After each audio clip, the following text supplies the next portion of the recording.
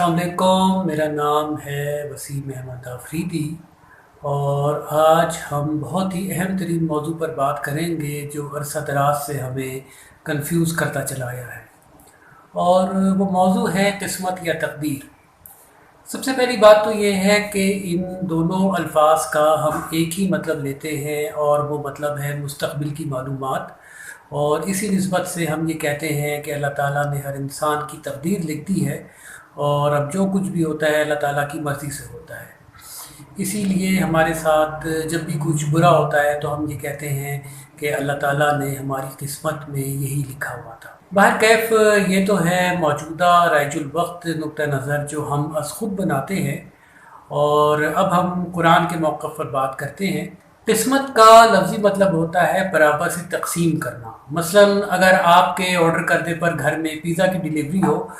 اور گھر پر 4 افراد ہوں تو ظاہر ہے پیزا کے برابر سے 4 حصے ہوں گے، جو کہ آج کل ممکن نہیں ہے کیونکہ لاک ڈاؤن چل رہا ہے، لیکن پھر بھی میں نے یہ مثال دی کیونکہ اس مثال کی وضاحت تھوڑی آگے چل کر ہم کریں گے۔ بہرکیف یہ تو ہے قسمت اور اس کا لفظی مطلب، اور اسی طرح لفظ تقدیر کے روٹ لیٹرز ہیں قاف دال رے، اور اس حوالے سے متن میں رہتے ہوئے یہ لفظ مختلف معنوں میں آیا ہے قرآن میں، جن کے مطلب کچھ یوں بنتے ہیں کہ قادر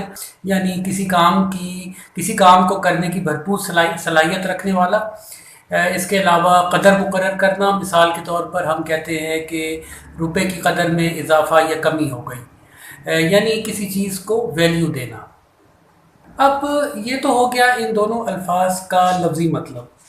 اگر ہم قرآن کو غور و فکر کے ساتھ پڑھیں تو ہمیں یہ نظر آتا ہے کہ اللہ تعالیٰ نے اپنی پہچان کروانے کے حوالے سے قرآن میں جتنی بھی صفات بیان کی ہیں تو ان میں سے کوئی بھی صفت قسمت مقرر فرمانے والا یا تقسیم کرنے والا نہیں ہے۔ لہٰذا اس لفظ قسمت کو تو ہم اللہ تعالیٰ سے نہیں جوڑ سکتے۔ البتہ یہ ضرور ہے کہ سورہ المائدہ کی آیت نمبر 3 میں اللہ تعالیٰ نے فرمایا ہے کہ پانسوں کے ذریعے تقسیم نہ کرو، یعنی جوا کے ذریعے سے ایزی منی کو حاصل کرنے کے چکروں میں مت پڑو۔ ہاں یہ ضرور ہے کہ جہاں تک لفظ تقدیر کا معاملہ ہے تو یہ اللہ تعالیٰ کی ایک صفت ہے، یعنی قدر مقرر فرمانے والا یا پھر ہر کام کو کرنے کی بھرپور صلاحیت رکھنے والا۔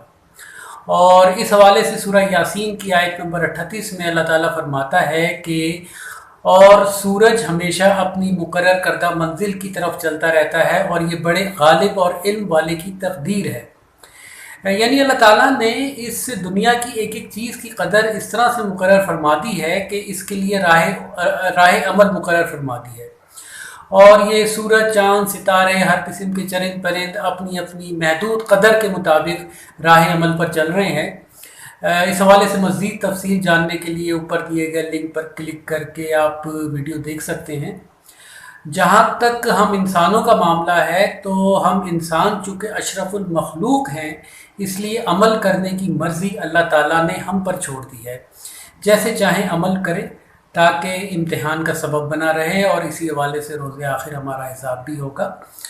اور البتہ یہ ضرور ہے کہ اللہ تعالیٰ اپنے علم سے انسان کی خود کی ہوئی پوری پلاننگ کو سامنے رکھتے ہوئے اپنے علم کی وسعت کے مطابق بہت کچھ پہلے سے بتا سکتے ہیں، لیکن اب انسان کی بھی یہ مرضی ہے کہ وہ کیسے عمل کرے،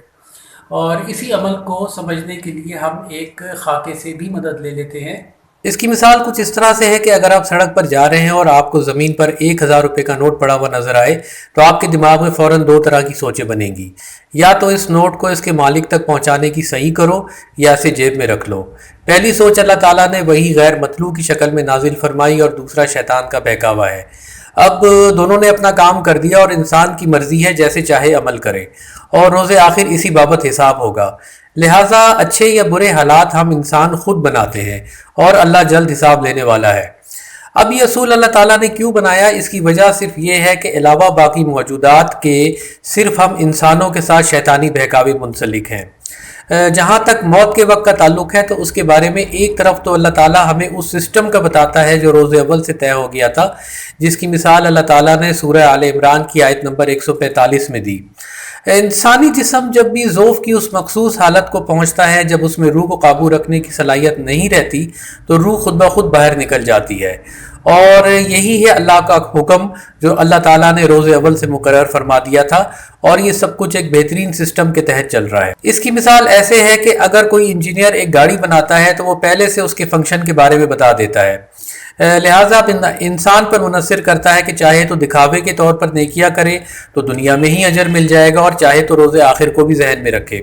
یعنی انجینئر نے تو گاڑی کے فنکشن کے بارے میں بتا دیا، اب ڈرائیور پر منحصر کرتا ہے کیسے ڈرائیونگ کرے۔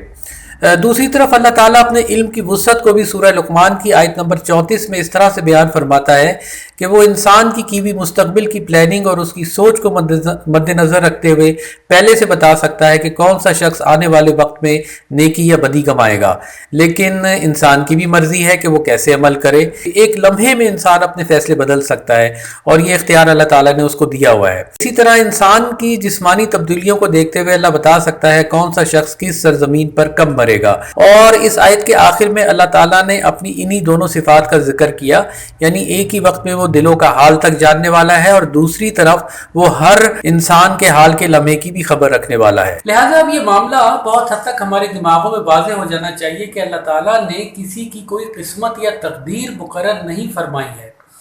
بلکہ ان دونوں الفاظ کا مستقبل کے علم سے سرے سے کوئی تعلق واسطہ ہی نہیں ہے، اور نہ ہی اللہ تعالیٰ ہم انسانوں کے حالات بنا یا بگاڑ رہے ہیں۔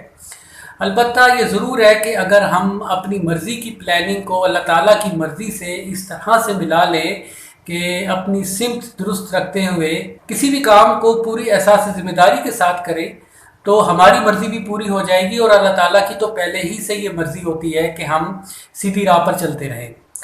اور اگر اس حال پہ ہماری موت واقع ہو جائے تو پھر ایسے لوگ اس دنیا میں بھی اور روز آخر بھی فتح یاب و منصور ہیں۔ سب سے آخر میں بات کرتے ہیں لاک ڈاؤن اور کرونا وائرس کے حوالے سے۔ اس میں بھی کئی اصحاب کنفیوز ہو رہے ہیں کہ کیا یہ اللہ تعالیٰ کی طرف سے نازل کردہ عذاب ہے یا ہمارے خود کے اعمال کا نتیجہ ہے۔ لہذا اس بابت بھی قرآن کا موقف بہت واضح ہے، جو اللہ تعالیٰ نے سورہ شورى کی آیت نمبر 30 میں واضح کر دیا کہ ہر مصیبت ہم انسانوں کی بدعمالیوں کا نتیجہ ہے۔ ہمارے اگلے خطاب کا موضوع ہے مصیبت اور آزمائش میں فرق کرنا۔ اس وقت تک آپ سب پر سلامتی ہو۔